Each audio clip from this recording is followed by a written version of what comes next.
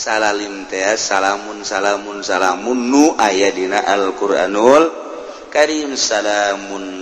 qaulan min rabbir rahim salamun ala nuhin fil alamin salamun ala ibrahim salamun ala Musa wa Harun salamun ala Ilyasin salamun hiya hatta matla'il fajr salamun bima sabartum fa ni'ma uqbadar. Salalim disebutna dijieun disesuaikeun jeung rebo eta tahun eta nah make azimah geus ditulis di piring atawa dina kertas balang-balangkeun caina ka sumur ka mamana memehna naon nginum cai eta heula disebut tolak bala.